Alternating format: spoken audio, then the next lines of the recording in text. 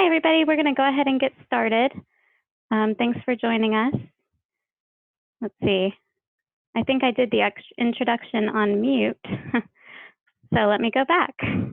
Welcome and thank you for joining us today for the September CISMA call. Just a note for folks who have jumped on the line, your audio is muted once you get on, just for call clarity. So when we get to questions and discussion, go ahead and check that and make sure you're unmuted, and I'll remind you as we go through the call. With that, I'm going to go ahead and jump in. We've got a great agenda today, starting with our technical presentation, the risks of only monitoring versus managing noxious cyanobacteria from Dr. West Bishop, and then we'll get an update from the First Coast Invasive Working Group, followed by some announcements. We've got some exciting stuff and some new updates for everyone today before we adjourn. So with that, I'm going to go ahead and hand it over to Dr. Bishop. All right. Thank you, Emily. Can everyone hear me okay? I hope. I know they're muted, but we'll go with that. We'll greatly appreciate everyone's time today. I think it's a very appropriate topic, even though this was put in the queue quite a while ago. I think it's very appropriate to what's happening in Florida currently with the state of emergency. But I'm going to jump right in and get started here. Basically, what I want to cover is talking about cyanobacteria. In particular, we're going to cover some of the negative implications of having these cyanobacteria in the cyanoblooms, some of the different management approaches and effectiveness thereof. We're going to compare risks of not doing anything versus different management approaches. And overall, what I hope you guys get out of this presentation, I know it's quick and a lot of material packed in, but what I hope you get out of it is understanding we need to manage these nuisance and noxious cyanobacteria, that we need to stand up, we need to do something to go after them in light of what they are producing and some of the things they are doing in our water resources. So to talk a little bit of a broad overview here, I want to discuss some of the big picture reasons we may be seeing more cyanobacteria, and certainly increases in densities and distribution of these cyanobacteria. Sorry, I advanced a little too quick on that one. One second. All right, so there's a number of different factors why algae in general, and certainly these cyanobacteria, may be increasing. Some of these are very applicable to Florida waters, but things like atmospheric carbon dioxide, that can certainly be a building block to many types of algae, including cyanobacteria. We're seeing increases in atmospheric CO2, increases in ultraviolet light, and some cyanobacteria have the ability to tolerate this better than other types of algae. In many scenarios, we're seeing salinity increases or saltwater intrusion into some scenarios, average temperatures are on the rise, and just dynamic water use conditions. As we withdraw more and more waters from different areas, these can all select for those algae that are adaptable to these systems, that are able to really strive in these unique and dynamic scenarios, and that's often, unfortunately, the cyanobacteria. And again, in many systems too, we have invasive species and different types of fish, and certainly eutrophication that can all be at play. And again, many of these help promote and select nuisance cyanobacteria in the systems. And one of the biggest things we have seen in the recent past that has been documented is this proliferation of cyanobacteria blooms. Certainly some of the largest cyanobacterial blooms ever documented have occurred in the recent past. And not just in Florida, certainly we'll get to specifically some of the issues obviously in your state, but all over the country. It's not just you guys, but all over the country we are seeing massive cyanobacteria blooms coast to coast. Here's a picture from Utah Lake. It's 100,000 acres out in Utah, and Discovery Bay in California, and certainly Lake Erie has had chronic and very massive cyanobacteria blooms as well. Just this Western Bay is 2 million acres of cyanobacteria. So it's not just Florida. It's certainly a nationwide issue, but we are seeing very large growths of cyanobacteria and blooms that are lasting longer and longer. In our reservoir here in Raleigh, North Carolina, we just cycle from one type of cyanobacteria to a different throughout the year, and we really don't have any reprieve from them. People aren't up in arms because they don't form the scums, but again, we still have large cyanobacteria issues, even in North Carolina where I'm at. But one of the biggest things that you've probably heard about quite a lot, certainly in the news, one of the biggest issues with cyanobacteria is the production of these compounds called cyanotoxins. So cyanobacteria have the potential to produce many different types of toxins. Now these toxins, I want you to consider these toxic chemicals. You see my sign there, danger toxic chemicals. These are already documented in the water. They're already out there, and these are some of the most potent toxins known to man. The saxitoxin here, produced by Anabaena, Phanezomenon, multiple other cyanobacteria, is said to be the second most potent natural compound ever documented to be produced. So this is an important table. I'll reference back to it a couple times, but in terms of a relative toxicity, these cyanobacteria toxins are on the same level of things like ricin and cobra venom and sarin gas, and again, some of these very potent biological warfare type candidates, these cyanotoxins can be compared with in terms of toxicity. So very important to note that. Now these toxins can affect many different things when it comes to human health.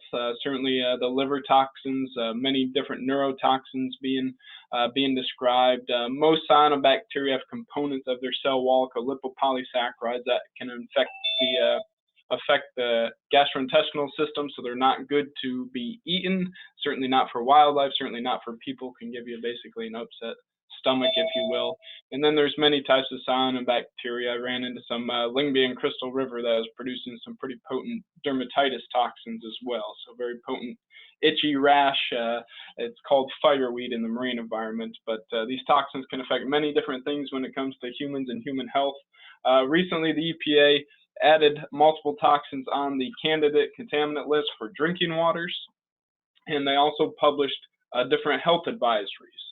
And I listed a couple there, and it was just on 2 of the toxins, but you can see those levels are very small. So first of all, they had a lower level for children. So children under 6 years old, they said, are more susceptible to these cyanobacterial toxins.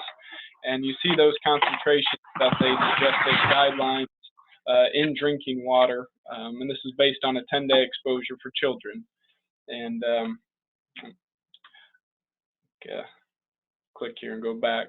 But 0.3 part per billion for microcystin, 0.7 for Slender Spermopsin. So extremely low levels, near the detection limit for many of the analytical techniques for these toxins, but near the low detection limit for these toxins in drinking waters, and 4 and 8 part per billion as guidelines EPA published for recreational waters on just those 2 toxins. But again, to note, you see this table over here. These are different compounds. Most of them can be classified as toxins, can have a negative impact to human health or the environment or wildlife, but these are all different classes of things that cyanobacteria can produce. So often you just hear about microcystin or Slender Spermopsin, and these are the 2 that the EPA has published some things on, but there's a whole host of different compounds that can be produced by cyanobacteria that can do some crazy things, especially when it comes to human health and animal health. Microviridins, for example, they're protease inhibitors, so they can prevent Daphnia from creating a carapace. And, BMA is a relatively new neurotoxin that we'll mention a little bit later on that can do some things. Recently, toxins have been linked to osteoporosis and preventing blood clotting. So it seems like every day there's some new research coming out on some of the negative impacts these toxins can do with both humans and wildlife. So there's certainly some labs and some methods to look for toxin, to measure toxin. Now, that sample comes back non-detect, does that mean we're safe? Does that mean that there's no risk? Well, a couple things to think about. First of all, toxin production is intermittent. So one population, one species may be producing a toxin one week and not the next week. So just because one day or one point in time you don't find it, it certainly could still be there. Secondly, as sort of I alluded to, there's whole new classes of toxins and whole new isolates from cyanobacteria that have shown to be toxic, but again, we don't have a grasp on what they can do. We don't fully understand, and we don't have certainly analytical methodologies to look for most of these readily available to us. And again, some of the negative impacts of these new classes of toxic chemistries that we're identifying are certainly not good. So basically what I want you to get out of this is what we know about the current toxins are not good, and what we're continuing to learn about the current toxins and whole new toxin classes are certainly not good when it comes to human health and the environment. All right, so how are we exposed to these cyanobacteria toxins? I put this together. Sorry if it's a little small for you to see, but basically I'll walk through just a few of these different exposure routes.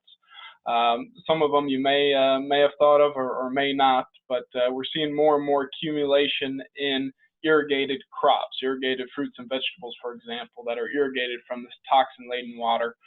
Certainly there can be some allelopathic impacts from those cyanobacteria toxins on the plants, but these toxins can build up in those fruits and vegetables as well and get in the food chain.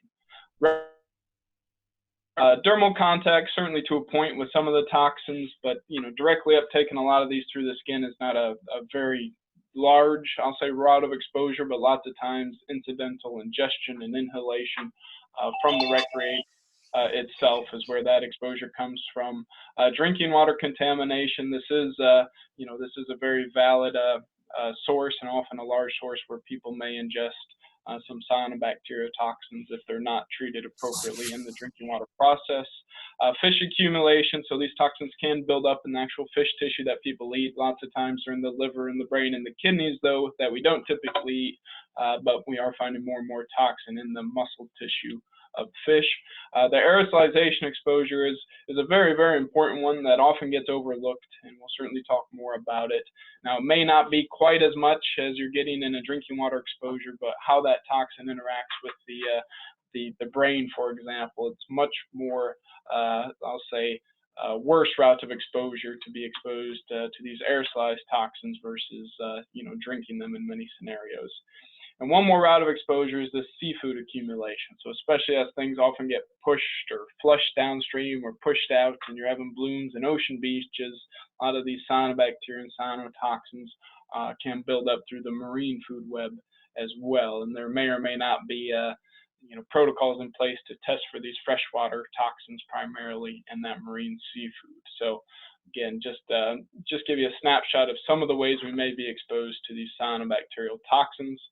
These toxins can also be exposed to wildlife, certainly in the water resources themselves, but they're also finding toxins in spiders and bats that live near the water resource, and often they are accumulating the toxin from these aquatic invertebrates that emerge out of this toxin-laden water. So there's certainly, if left unmanaged, there's certainly a potential for a terrestrial transfer of these toxins in many different ways.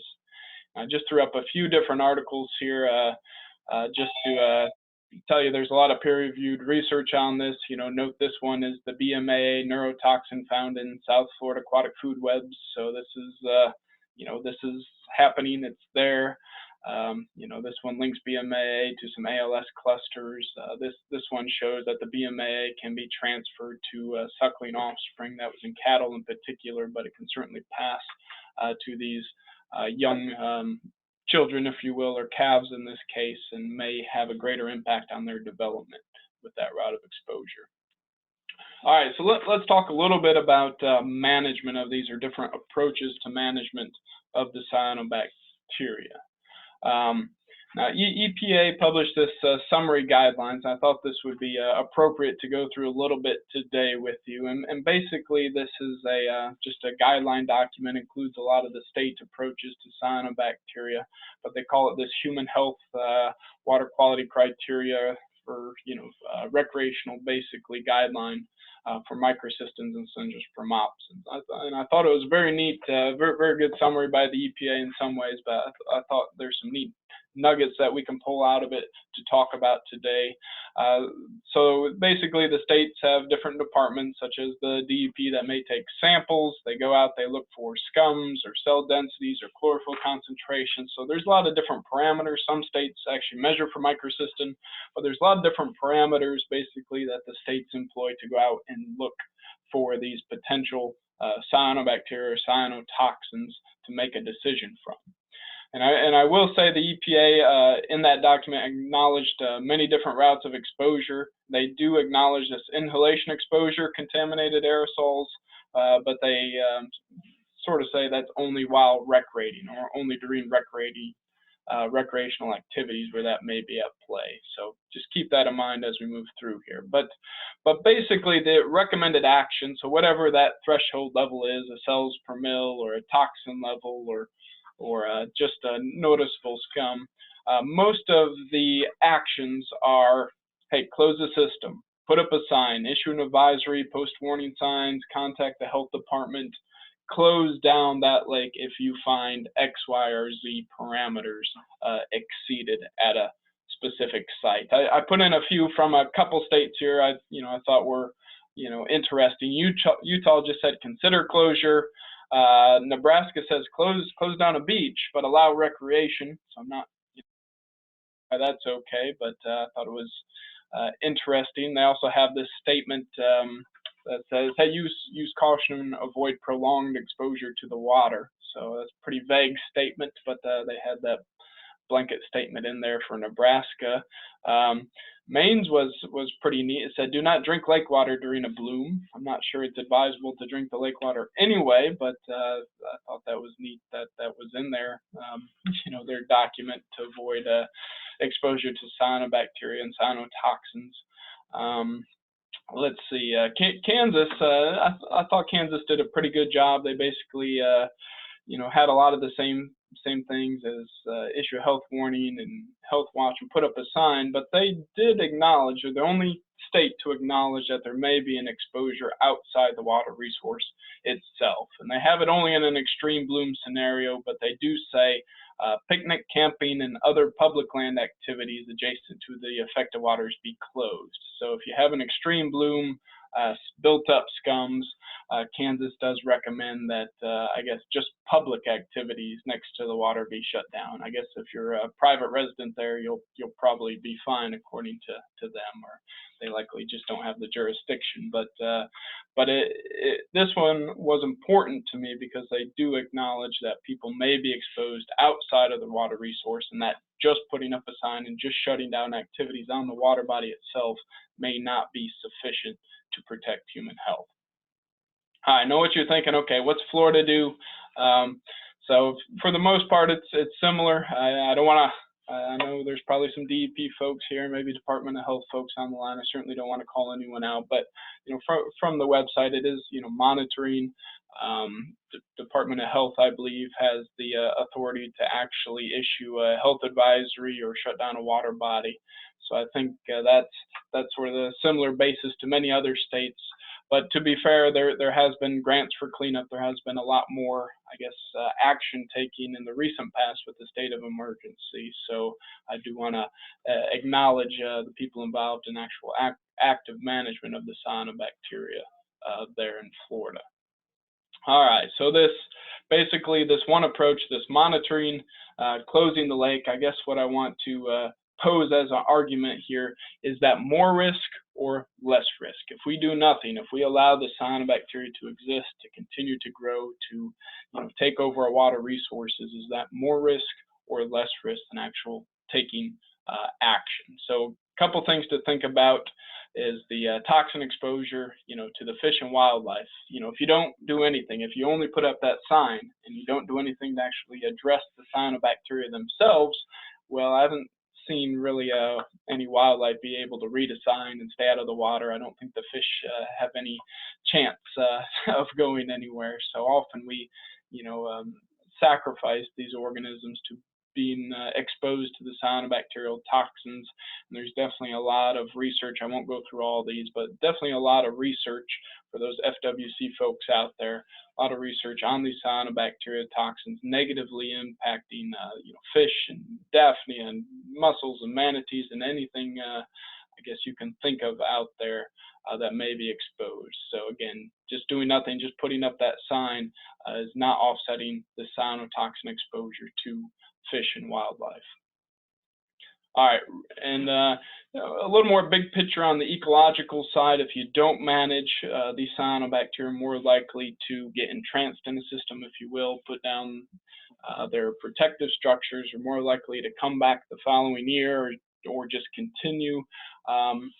It's a term I like to use called auto-engineer a system. So once they get entranced, they're more likely to like that system and come back and continue to bloom and bloom for longer. And I think we're seeing that in a lot of different water bodies across the country, and there's many reasons for that. They certainly can do some neat things in terms of outcompeting other plants and beneficial algae, and some of those toxins can certainly have some allelopathic impacts to beneficial algae and certainly, again, negatively impact the wildlife. So they can just alter that system, select for different types of fish, select for different types of invertebrates that don't necessarily control them. They can shift water chemistries. Some cyanobacteria, like a phanoxamenon, can fix atmospheric nitrogen, and just that fixed nitrogen from the atmosphere has been shown to fuel Microcystis blooms later in the season. So again, they can be altruistic with each other. So this ecological approach is, if we don't do anything and we just let them go, they're often going to continue to propagate and select for themselves in the system, and certainly promotes its spread to other systems. Now, the human health risks, again, this shutting down the shutting down the beach or just putting up a sign, I don't think is an appropriate management approach. I don't think that offsets risk to human health. Here are just a few of the references. I won't certainly go through all these. The main thing I want to point out is this aerosolization exposure. So there's been a lot of work on these aerosolized toxins. People adjacent to the water resource, people downwind from the water resource being exposed to these cyanobacteria toxins. And certainly there's been many clusters of different diseases such as ALS found downwind of systems with chronic cyanobacterial blooms. So it's certainly something to think about, but again, what I want you to take away from this slide is there is a potential for cyanobacteria toxin exposure, even if you put up that sign. And I didn't put it in here, but I did just find a recent article just 2 days ago, a news story. But some researchers from Florida Atlantic University were testing microcystins in people and found them in every person they tested on the east coast of Florida. So again, and most of them hadn't gone recreating out in the cyanotoxins, so they presumed the toxins are indeed becoming aerosolized. So I do think this is a very important route of exposure, and certainly one that putting up a sign would likely only propagate and make worse. Some other research specific to Florida, I thought it was interesting. This was from a 2002 paper, so you're talking, 16 years ago.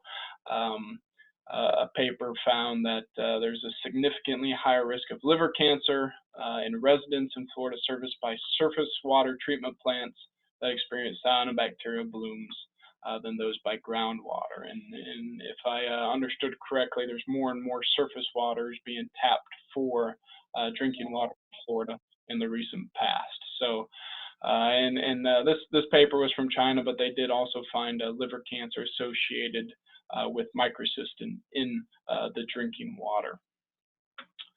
Also, some reports, liver disease cluster you see here in Florida. Again, just counties that seem to be associated with cyanobacteria blooms historically. This didn't exactly link it 100% to cyanotoxins. So we can't say 100% it was, hey, exposure to cyanotoxin caused liver disease, but it does seem to be an associated factor. And there's certainly a lot of research on microcystin and its capability of being a tumor promoter and cancer causer, as we just saw some of that in the drinking water papers. So why is applied management halted? So in light of all this research, and hopefully you guys were aware of some of it, is why aren't we doing more? These toxins are bad. They're becoming aerosolized or in the drinking water. People are being exposed to them. Even the EPA says they affect our children to a greater extent. Why aren't we doing more to manage these cyanobacteria? Now, one of the things I run into a lot is this so-called leaky cell hypothesis. So some people, I guess, are worried if we were to do something to treat the cyanobacteria, for example, that they would release their toxins and somehow that would be worse, and then we'd be exposed more. I'm not quite sure where they're going with this, but I want to talk through this leaky cell hypothesis because often I run into this is we can't do anything because we might leak the toxin. So let's take a closer look at this, and I hope you would, before, if you hear something like this, I hope you would look a little bit closer before just taking it as fact. So there certainly are some papers where treatments can release toxin. That has been documented. If it is internalized and you treat it, there may be some toxins leaked into the water. But a couple things to note. Even if it is leaked, it often dilutes through the water. A lot of these toxins are water soluble. It dilutes, it biodegrades. The dermal exposure is for microcystins is negligible according to the EPA. So even if you release it out of the cell, it's not like it's going to go right into a person. It's going to dilute through the water. Concentrations are going to go down. You don't have this potential for the hotspot accumulation. So that's the aggregated scum. So that scum that often builds up right next to the beach area, right where the dog and the kids are playing. That can only happen when it's housed inside the cell and it's able to get wind blown in that area. So another thing I got on the next slide, but the total toxin with an effective treatment, the total toxin can only decrease. And this is what most of the risks are based on, is that total microcystin. So maybe you shift it from the particulate to the dissolve phase with the treatment, but it can only go down in terms of a total toxin through time. And there's certainly been some recent research out of Clemson. We can treat, we can be strategic, we can do something to manage these without releasing toxin as well. But basically, if you fear that free toxin, if you're afraid of treating because you might release toxin, well, you need to fear that total toxin as well. And here's a couple other things. That microcystin, even though it's an endotoxin at different growth stages in cyanobacteria life cycle, it releases anyway. When it naturally senesces, it may release and pulse out. It's likely going to do that at a much higher level if you don't do anything and you allow that bloom to continue to grow. That lysed innate senescence of the microcystis of the naturally could be higher down the road. Slender spermopsin, a different type of toxin. This is often mostly found in the external phase. This is actually in our reservoir up here in Raleigh. We've only found it in this dissolve phase. It's being pumped out of the cell. And again, it can depend on bloom stage, but if you have different cyanobacteria that may be producing these different types of toxins, they're already extracellular. So there's really no risk of leaking that toxin if 98% is already out in the water and it's not housed inside the cell. So that's certainly that if you look into this a little more details, certainly these toxins,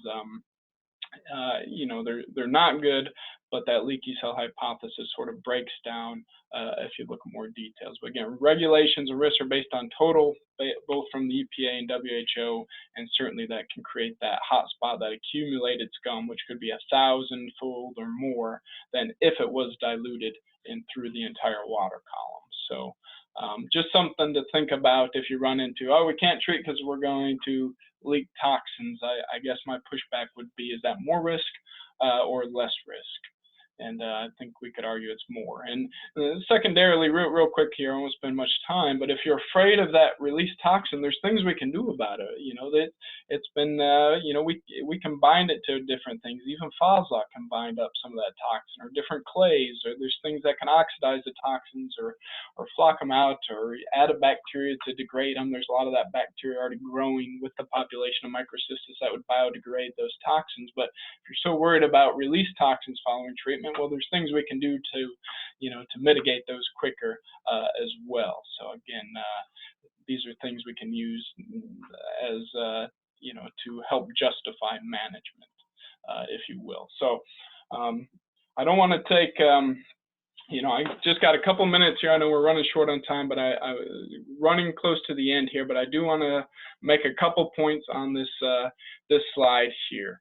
Now, please don't go tell people, oh, Dr. Bishop said, oh, copper's the answer, and you've got to use copper and so forth. That's not the point of this slide. I'm going to compare cyanobacteria to cyanobacteria and their toxins to copper, just because it is scrutinized in a lot of areas, just because it is not able to be used in a lot of areas. It makes copper, you know, sort of a neat thing to compare the cyanotoxins to. So a couple things on the cyanobacteria toxins. First of all, there's no good level to have. They're on the EPA, World Health Organization list, candidate contaminant list, possible carcinogen list accumulates through time. These cyanotoxins have been linked to all different types of diseases and mortalities of different, you know, humans in extreme scenarios, and certainly cows, elk, dogs, and people. So comparing that with copper, copper is an essential nutrient. It's in your Trader Joe's multivitamin. You know, EPA allows up to 1,300 part per billion in drinking water, again, versus 0.3 of microcystin. It's common in the Earth's crust. It doesn't bioaccumulate in organisms. It transfers to the sediments, to less bioavailable forms through time. There's no swimming, drinking, irrigation restrictions on copper. It's widely used in drinking water sources in most areas. So again, I'm not advocating for copper use in Florida or on your side. I'm not necessarily advocating for that here. What I'm saying is we need to put the risks in context. If you're upset about copper in the water, if you fear copper in the water, if you don't think copper is an appropriate tool because it has some baggage, certainly I'm familiar with that, please, you should be very upset about the cyanotoxins already being out there. By all measures, they are way more potent. They can do way more negative things when it comes to human health and animal health than copper can and does. And certainly we see some of those things here. So again, in a risk-based analysis, if you're upset about copper, you should certainly be irate about the cyanobacteria toxins already found in the water resource. All right, so in order to leave time for questions, I'll go through here. There's certainly copper alternatives. You know, no action, often things get worse. Things release anyway. You get these toxic hotspot accumulations. Action often it biodegrades, it dilutes, total toxin goes down through time. So I'll leave here just a couple summary slides. I didn't talk any about nutrient mitigation. That's a little tricky, but you have enough nutrients already built up in the lake and built up in the soils where it's not going to it's not going to make a huge difference in the short term nutrient mitigation. Also,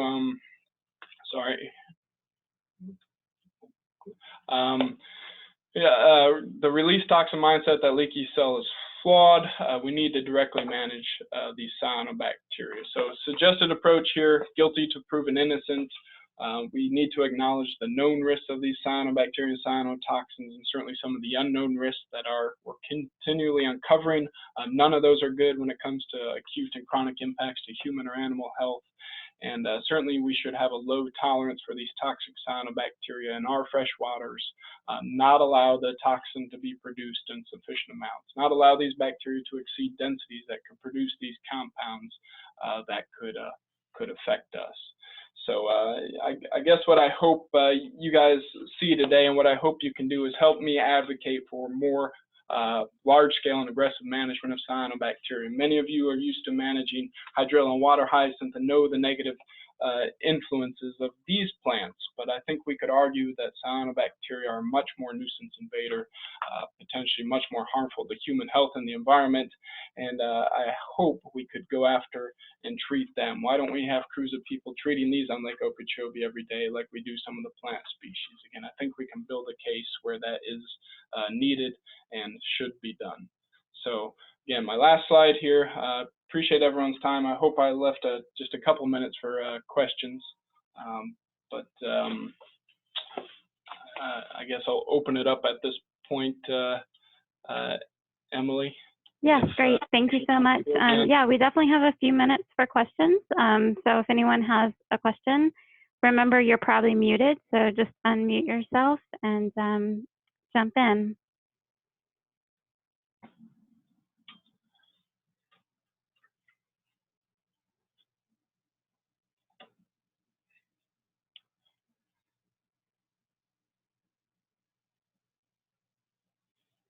Okay, so I'll get started. I have a question, and perhaps this is what you meant with copper, but as far as actively managing the cyanobacteria, what are the best options? Are there good management strategies already available? Yeah, that's a really great question. What are the best options? And that's not an easy question per se. There's a lot of different things at play. I mean, the first thing we have to do for a water body is outline the objectives. Hey, what's the objectives of that system? And many times, like with Okeechobee, it's just storage and flood control is the primary objective, but so they may not want to manage the cyanobacteria or do anything to address it. But in terms of going after them, the proactive, the preventative things, the nutrient mitigation, again, it's tricky. It's going to take a long term to see results, but those things are beneficial if there's certainly point sources that can be managed or trying to offset that. There's some in situ mitigation technologies for nutrients, but again, with many of these cyanobacteria, they have unique adaptations for acquiring low levels of nutrients or can fix nitrogen.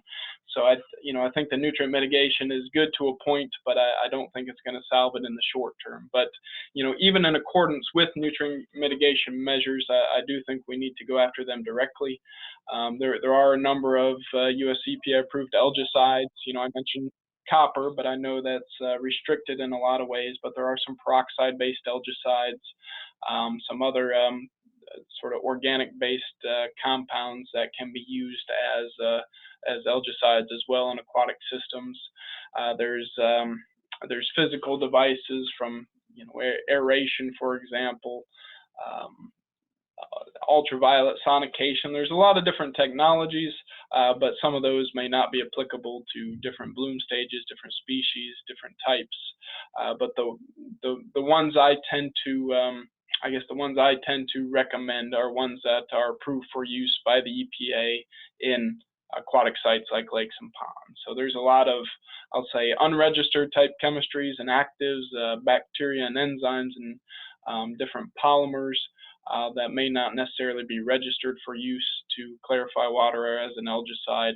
I tend to stick with the ones that the EPA has signed off on for many different reasons. There's often a lot of studies on human health and non-target species that go into getting that registration. So I don't know, did that help answer your question? It's a little bit site-specific. Definitely. But okay, great, thank you. Any other questions before we move on to the SISMA update? And again, just make sure you aren't muted.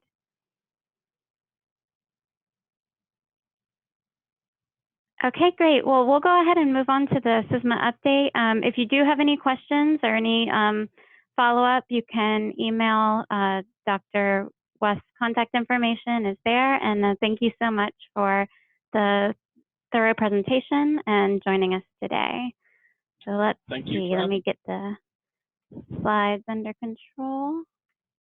Okay, and I'm going to hand it over to Caitlin. You should be able to give your presentation now, and just make sure that you unmute yourself as well.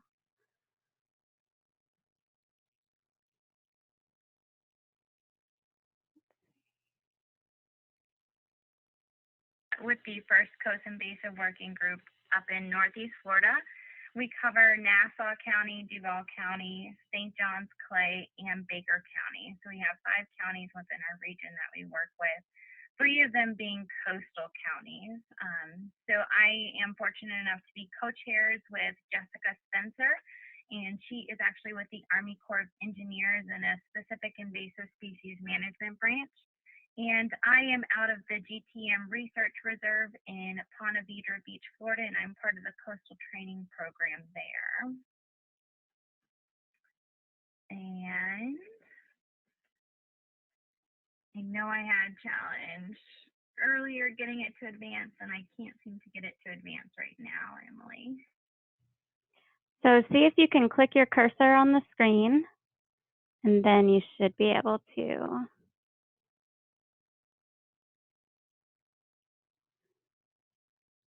Sorry, I'm still not able to. no luck.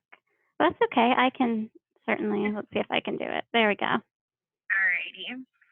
So the First Coast Invasive Working Group, we had a pretty busy year since last September. I won't go into all the details for all of the timeline events, but my contact information will be at the end. So if you guys have any questions that I don't highlight, you are welcome to reach out to me. You don't mind. Thank you. So back in January, we were contacted by the Georgia Department of Natural Resources about a non-native snail that they were finding in some peanut crops. And it seemed to be related to the railways. So the DNR reached out to us and asked if we had seen any in Jacksonville, since we are the central location of a lot of rails. So we did some investigation, and we actually found that there is a shell club here in Jacksonville that has been documenting this species of snail. It's called Bulimulus sporadicus, and it's not an invasive snail, but it's a non-native snail. But they have been tracking it since 2009, so they had points all around the city of Jacksonville where they had noted this snail species. And from their notes and their maps, it's really only found in Jacksonville in areas where there's concrete. And they had been found on the railways of CSX, Florida East Coast, and the Norfolk Southern rail lines. Here in Northeast Florida, we're not quite sure if it's a serious crop pest, and we're not really sure its implications if it is an invasive in our area, but it's something that we have made our invasive working group aware of and have continued to talk with the Georgia DNR about. So that was in our January meeting.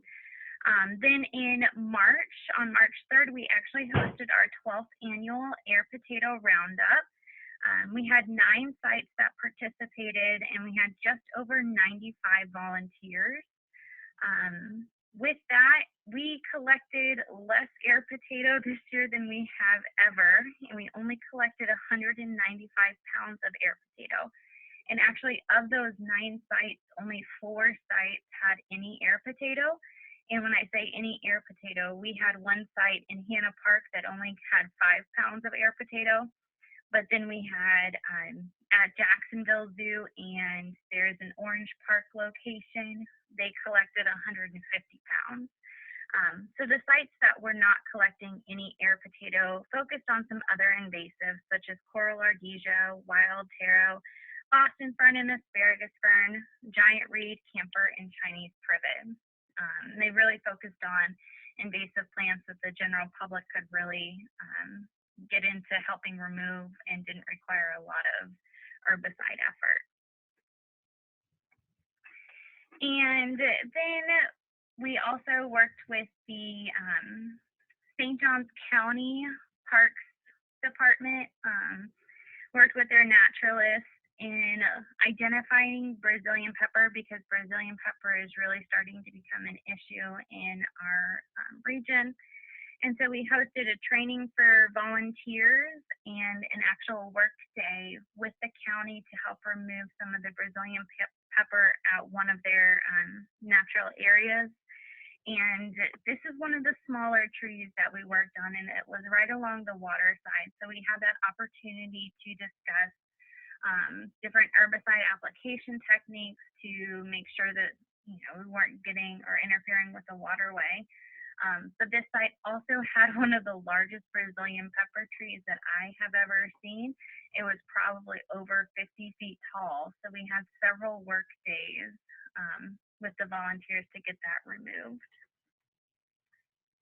And then at our April invasive working group meeting, Jessica and I decided that we really wanted to not only provide a technical presentation or a training or an update to our working group, but we wanted to give our hosts of the meeting opportunity to have a group of people who are just as passionate about invasive plants, help them remove any invasives on their properties.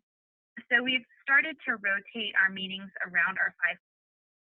And at our April meeting, it was in Duval County, and we met at the Tree Hill Nature Center, who actually has a very large population of coral ardesia. So we asked that Darby from the City of Gainesville come and give a presentation about the City of Gainesville's Greenway Challenge and their coral ardesia efforts.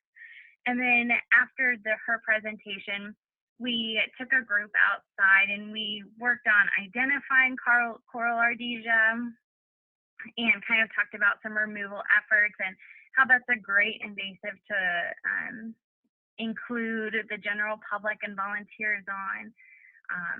And Jessica and I both think that it's a great opportunity for everybody in the region to move around and learn about new invasives and everything, and give them a shot to try out some new things. So then next slide.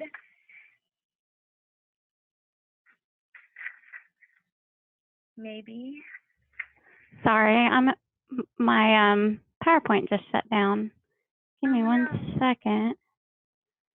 I'm not sure what you guys are seeing. It might be a picture of my baby. So here we go. Let's see. It's a very cute picture of your baby. Sorry about that. I'll go ahead and keep going. But in August, the Invasive Working Group tried to attend a Green Lion Festival that's hosted by the U.S. Green Building Council. Unfortunately, due to the weather and water spewing out of manhole covers in the downtown Jacksonville area, we were unable to attend. However, our information got posted in a local green business directory book, so that way anybody who received that book got information about the Invasive Working Group and knew who to contact if they ever had any invasive species questions. And then at our meeting this past August, we met in Baker County, and we learned that the Baker County U.S. IFAS Extension Office actually had an invasive species summer camp for kids. So they shared with us about their summer camp and how they actually, the campers reared air potato beetles that week and then released them. And then we also got a tour of their arboretum. And we have a couple of upcoming things, including a meeting next week that Dr. Inlow will actually be presenting at. And then later in November, we have an invasive work day with Beach Vitex in Ponte Vedra Beach. And Beach Vitex is actually something that I wanted to highlight that we have going on in our region.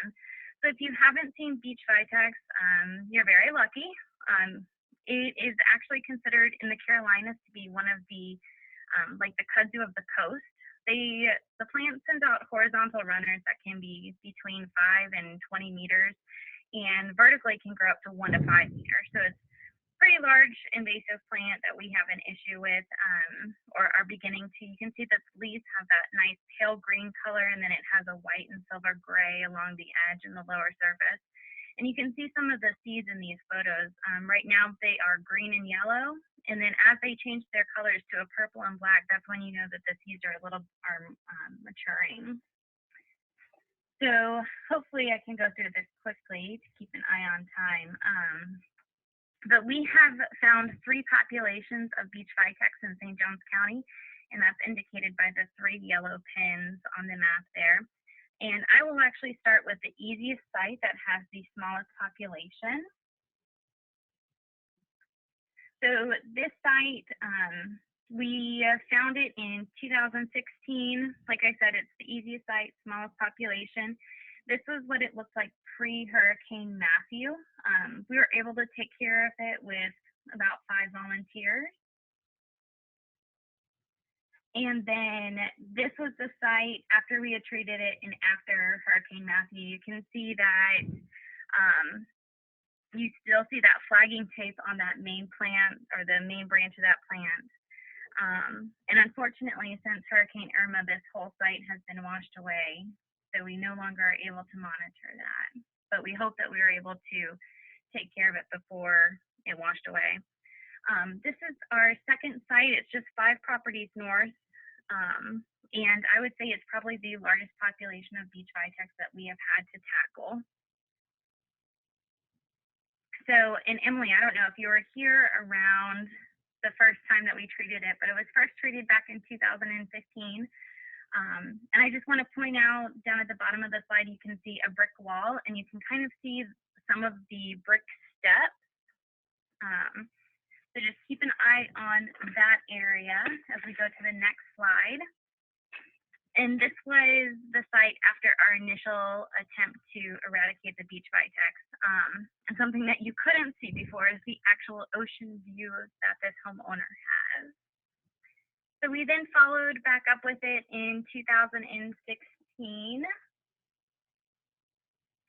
And it had started to grow back. It had actually started to grow onto the homeowner's driveway.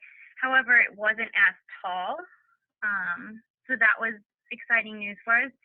But it also had started to grow on the residents just north of them. And then we treated it again. The next slide shows our treatment efforts. And I'll try to go pretty fast. I noticed the time. So then we came back in 2017. Again, it looks a lot better. You can start to see some native vegetation growing, and you can see some dune sunflowers, some horsemen, and a couple of sea oats through there. And if you go to the next slide, we actually got access to the property adjacent to it. So we had some volunteers from the Jacksonville Zoo who were able to go out there and help us work on that. And this is what it looked like after our treatment in 2007. And if you go to the next, just some happy volunteers that were excited to get rid of it. Then after 2007, we had another hurricane. Hurricane Irma actually took out a huge portion of the dune. This photo was taken in May of this year, so they had already started to do some restoration work, but it took out all of any plant that had grown back. So please, if you are in a coastal community, keep an eye out for that, because it is out there somewhere. And that property that we had received access to that was just north, we visited it this past summer in June. And these are some old aerials that you can see. We lost a good portion of the dune from the storm.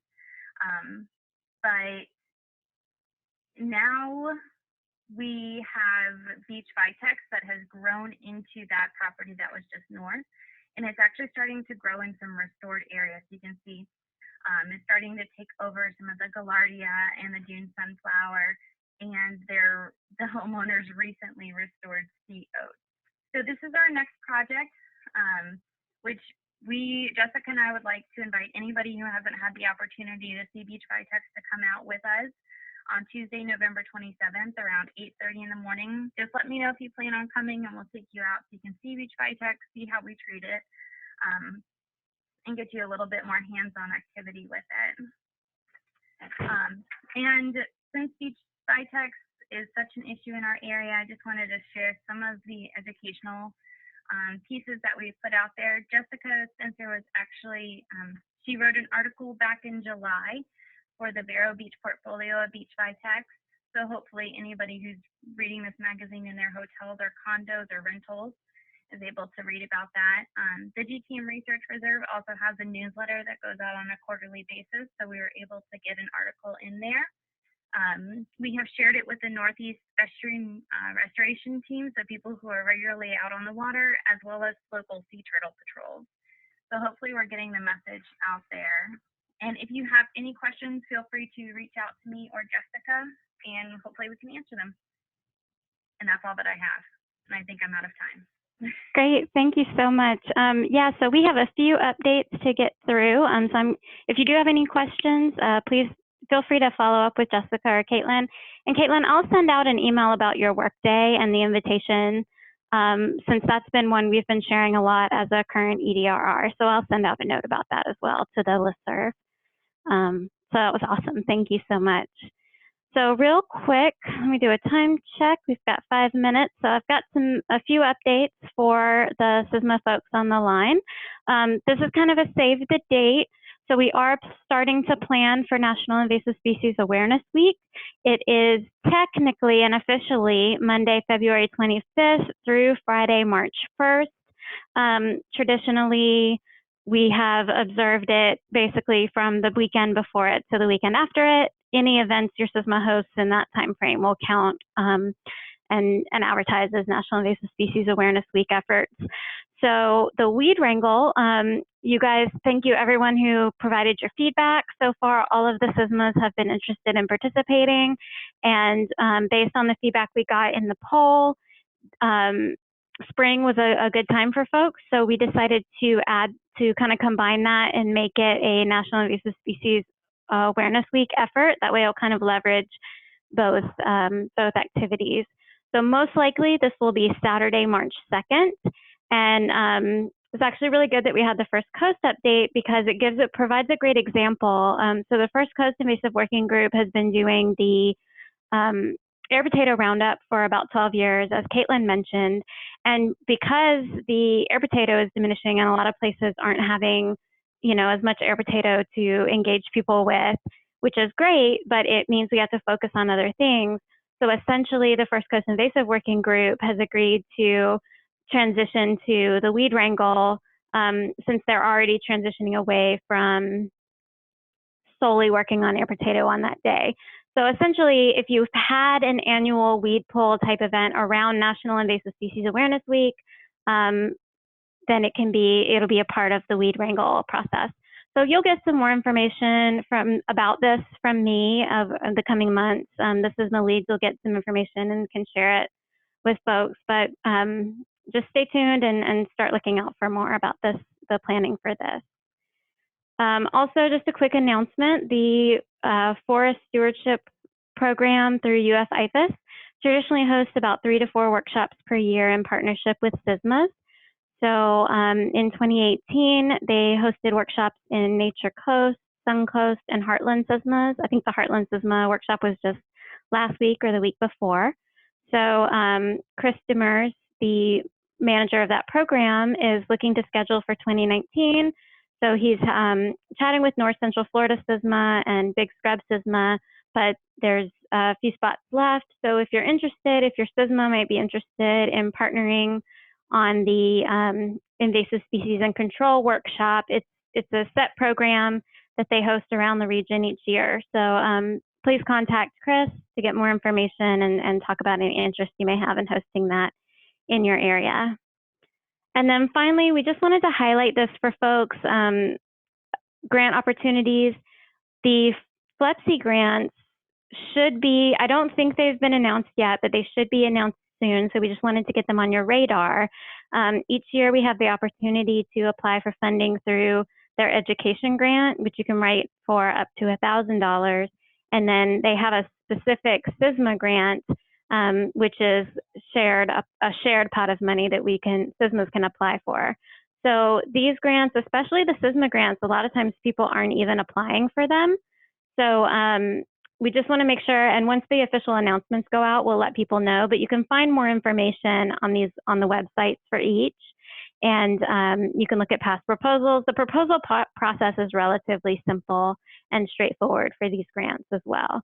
And then just an update, this is older information that even I'm getting updated on and learning in my role, is that we do have a person within the Treasure Coast SISMA that is able to administer grants for any SISMA throughout the state. So if the thing holding your SISMA back from looking for grant funding is that you don't have anywhere to run it through, then you can contact Misty Spida and she's able to do that.